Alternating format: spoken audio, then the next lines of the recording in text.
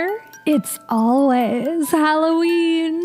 And I'm always your haunted host, Luce Tomlin Brenner. Welcome to Small Frights Friday. And what a glorious Friday it is. It's George Romero's birthday, the incredible zombie film director who brought us Night of the Living Dead, Dawn of the Dead, and Day of the Dead, along with The Crazies and Season of the Witch and so many more incredible titles that are wildly chilling to this day and have influenced so much of our horror culture and Halloween culture. I mean, just the idea of zombies as we know them today would not even exist without George Romero. My favorite film will always be the original Night of the Living Dead, which I saw as a young person, and the scene where the little girl stabs her mom to death after she comes back to life frightened me so much that I had to turn it off and go read Little House on the Prairie, or possibly it was an American Girl doll book, something like that. I was a very gentle child. I know we have a lot of gentle children out there in Halloween land, so I would love to hear if we've got any zombie fans out there. Zombies are not something that we talk about very much on this podcast because it's not a genre that particularly interests me. However, it is rooted in some really fascinating cultural history that I want to get into in a future chapter. So we will explore the history of zombies at some point, and I would love to hear any of your zombie experiences out there. Are you somebody who's prepping for the zombie apocalypse? Have you dressed as a zombie? Do you love The Walking Dead? Speaking of Season of the Witch, the George Romero film, not the third Halloween film, there is a great possibility that we will be watching Season of the Witch for one of our Patreon movie parties this month. I put the poll up this week. People are voting on which witchy movies they want to see. Since the last time I recorded the podcast, I discovered that the Women in Horror Month movement has been disbanded in favor of celebrating women in horror all year round, which I'm very much for. So I decided to pivot. And because we are reading this really fantastic nonfiction book, Witch Hunt, A Traveler's Guide to the Power and Persecution of the Witch, for our book club selection this month, I decided let's go full witch. And I put a number of titles that we haven't watched yet up on a Patreon poll, and people are voting for the ones they want to see the most. And our movie nights, we actually have one coming up this weekend, this Saturday, February 5th at 6 p.m. Pacific Standard Time. We're going to be watching probably Elvira, Mistress of the Dark, because it is in the lead right now. And next Saturday will be our second movie night of the month, and it looks like we will most likely be watching Season of the Witch. The poll will be closed by the time you hear this episode, so check out the Instagram to see for sure which movies we're watching. I'll also be announcing it on our Discord. And we've got so many other fun things coming up this month on the Patreon. This is a great time to sign up. Don't spend Valoween alone. Come hang out with all your ghoul friends. Go to patreon.com/itsalwayshalloween to sign up. Join the community and help us produce future episodes and events for It's Always Halloween. We have 2 new patrons this week, and I want to celebrate them. Let's give it up for Annalise and Annie Rose Malamet from Girls, Guts, and Giallo, my favorite podcast that's not my own. Annie, Annalise, thank you so much for signing up and supporting It's Always Halloween and making sure we're able to stay independent, ad-free, and sustainable. You guys, if you're not listening to Girls, Guts, and Giallo yet, I highly recommend it if you have an interest in rare and or subversive cinema. Annie is the absolute queen of the taboo, and I have been on a couple of episodes talking about David Cronenberg's film Crash, Rosemary's Baby, and Halloween Kills, which we both released as Patreon episodes for our separate Patreons. So if you are a Ghoul Gang member and you haven't listened to that yet, that episode is out and available to all Ghoul Gang members.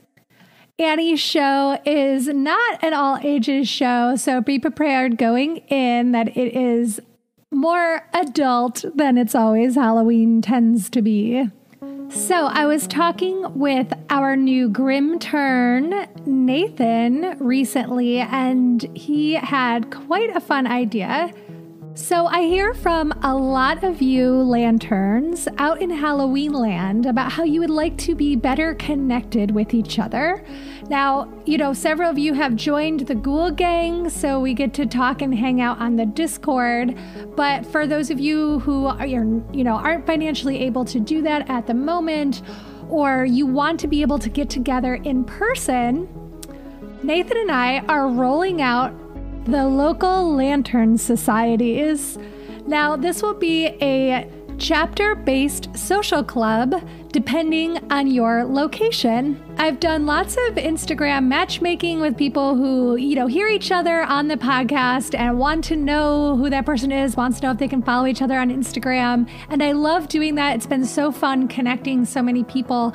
But we wanted an easier way to do that, a way that you could meet up with other lanterns who are going to be like-minded, care about the kinds of things that you do, are community oriented, and that you can go to a local convention or go to a fun Halloween activity with.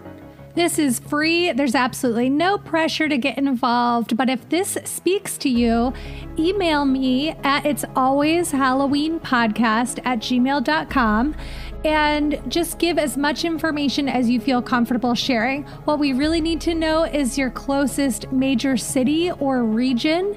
Now, let's say I am originally from Elyria, Ohio. Let's say I don't want people to know I'm from Elyria. Well, I'm 30 minutes outside of Cleveland. So in that case, I would maybe say I'm from Cleveland. Or if that even feels a little too detailed for me, I could say I'm from Ohio. And then what we're going to do is, put everybody in a long list, organize everybody by regions, and then create the local lantern chapters based off of those regions. So we already have chapter 1 going, which is the Southern California lanterns, of which we have about 12 to 20 that I know about, and we will be building them out from there. So if you want to meet other lanterns and have some spooky friends to do stuff with all year round, then email us, itsalwayshalloweenpodcast@gmail.com, with as much of the following information as you feel comfortable with. Some version of your name, the closest big city or region that you live near or around, any social media handles that you want to share, your email address if you want to share, and any other information that you would want to share with new friends. We will put this into a document and organize it by locations, and then put the chapters together and introduce people over email so that you guys can go and start doing fun things. Now, I know the first question on your mind is, will there be jackets? Of course. First, we're going to start with stickers and pins, and before long, I know we'll get to jackets. These are actually being designed right now, along with membership cards. So I hope that this makes you guys as excited as we are about it. We announced it to the Discord last week, and everybody's gotten so excited for it. So we've already started, grouping people together, and I'm just really thrilled that our local lantern societies will give us another way to get connected and spread Halloween joy and community spirit through the land all year round. This will be a great way for us to also figure out where we can start organizing live shows and It's Always Halloween events, which we are hoping to do our first live show this year. Most likely it will be in Los Angeles. It's actually my goal when we hit $1,000 on Patreon to do our first live show. We are almost 3/4 of the way there. So help us get to that $1,000 on Patreon. We'll have our first live show, and we will start kicking those off more regularly too once we know what lanterns are in what areas. I'm getting so excited thinking about hearing from you all. So, without further ado, we had an incredible response to last week's Raven Friends episode. So many of you out there have a posthumous crush on Mr. Poe, like your haunted host. And I am excited to share an EEEEKmail with you in response to that episode. The subject line of this EEEEKmail is Best Valoween Ever. Hi, Luce.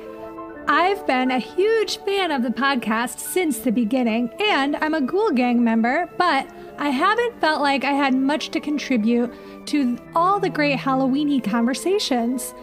However, I just finished listening to the Raven Friends episode, and with Valentine's Day only a couple weeks away, I just had to write in and tell you about the best Valoween I ever had. First, some background. I am from Richmond, Virginia, and I can't remember a time when I didn't love Edgar Allan Poe's work. I went to college at the University of Virginia. The Poe room is not actually the room that he lived in when he was a UVA student, but it's preserved to look the way a student's room at that time would have looked. It's number 13 West Range, one of a series of dorm rooms that are in the oldest core part of the university. The students still live in the other range rooms. Instead of the black wooden doors that all the other range rooms have, the Poe room's door is just glass, so anyone who wants to can see inside, even if you're just walking along the sidewalk. The students who live on the range have functional fireplaces in their rooms, which is really cool, but they have to go outside and down the sidewalk a ways to get to the bathroom and the shower, so you regularly see them walking to and from the showers in their bathrobes, a downside to living there, especially in the middle of winter.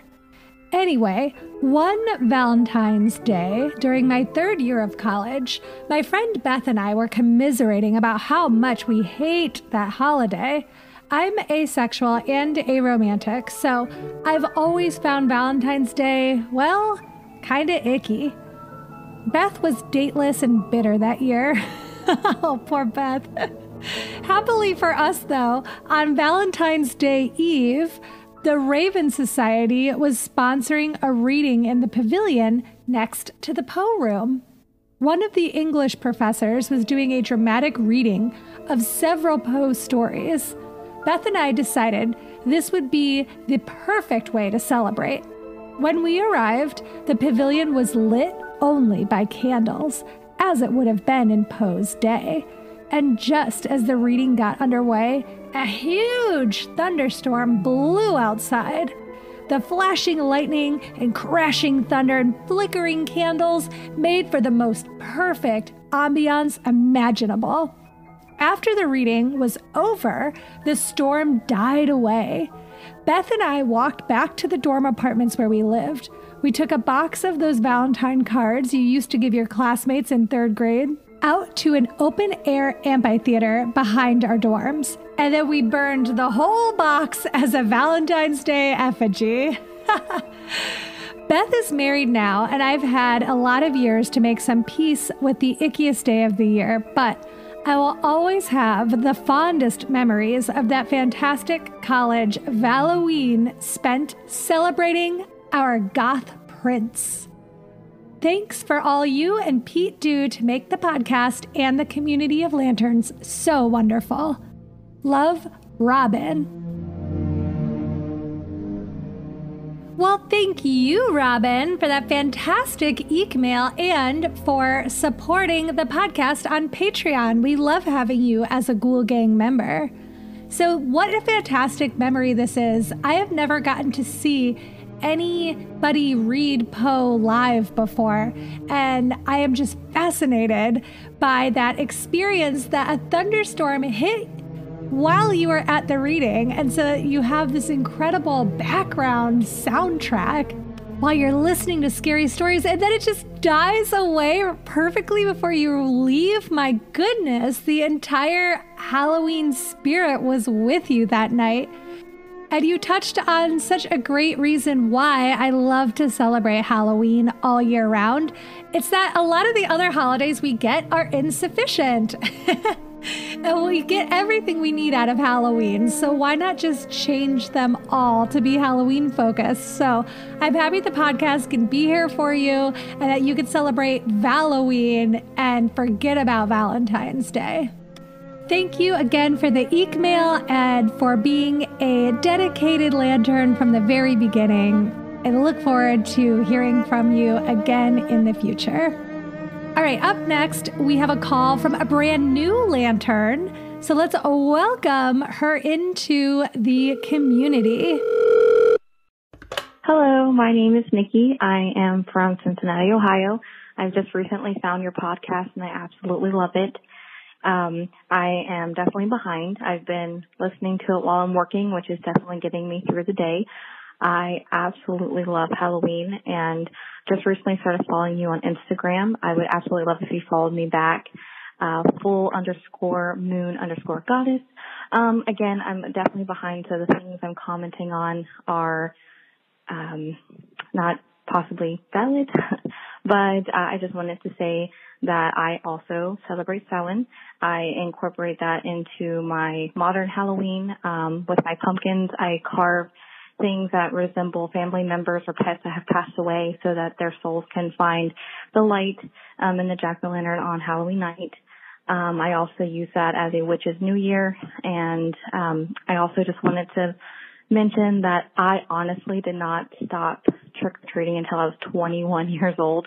While my friends were out getting drunk, I would take my little sister out trick-or-treating, and I would dress up and definitely go door to door acting as if I was young enough to do so. So I honestly feel like Halloween has always been in my heart. And just again, I love your podcast. And with me trying to myself become like a Halloween influencer, this really does inspire me. So thank you and happy Halloween.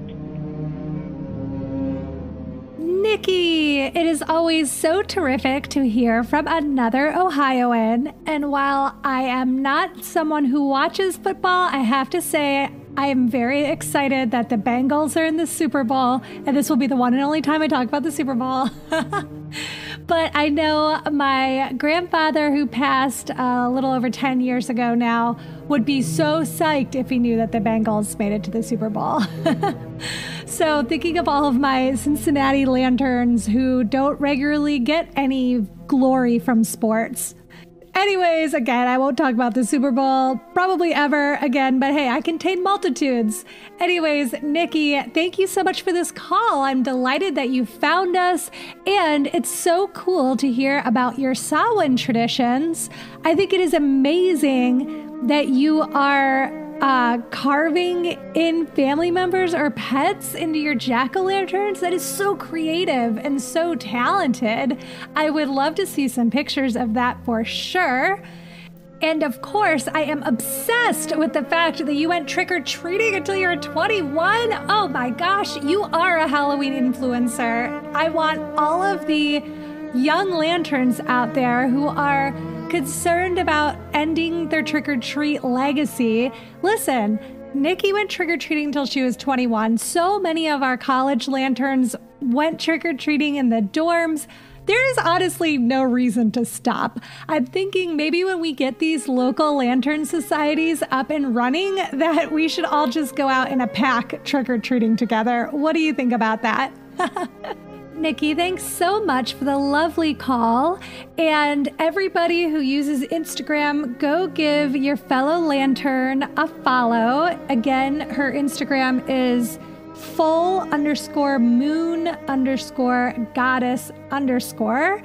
Nikki, it sounds like you certainly have a lifelong dedication to the spirit of Halloween, and I know you will play a very important role in influencing everyone out there in the world to come be a citizen of Halloween land.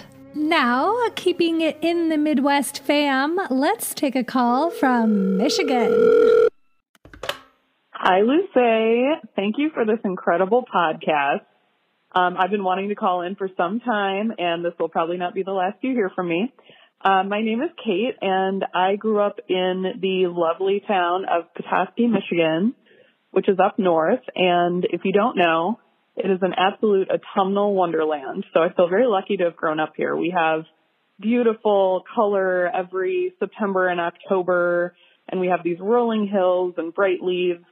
And we also have some very cool historic Victorian neighborhoods that really go all out with the decorations every Halloween. And we have wonderful farmers markets and cider mills and all the good stuff. So I grew up in that. Also grew up raised by a mom who absolutely loved Halloween. So you could say that I had been predisposed to this holiday for quite some time. And every year after the Christmas or C-word holiday is over with, Halloween starts creeping into my brain again. So I've been gleefully binging a lot of your episodes recently. So I loved a lot of the ideas that people had, including the Halloween bullet journal. As an avid bullet journal, I'm very excited to do that. I think that's super cool. And real quick, I just wanted to share one new tradition that I started with my friends this past Halloween that I think is applicable year round. And that is the idea of doing a chili bar. So I had a very fun little intimate Halloween party that I hosted this year, which was so fun. And for the food, I did a chili bar where my best friend made this incredible pumpkin chili, and then I provided a lot of toppings and things that people could just build their own cozy bowl of chili or chili cheese fries or chili tots if they preferred. And it was a huge hit, and it's something that I will probably continue to do from time to time throughout the winter to kind of keep the Halloween spirit. So I'm probably going to get cut off here, but I just wanted to say thank you for your amazing content.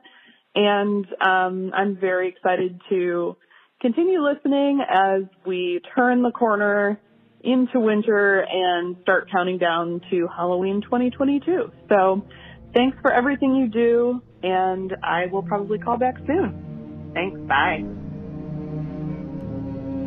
Kate, my goodness, your call was a delight. First of all, I love Upper Michigan. I've only been there once when I was 8 years old, and it still has a warm place in my heart.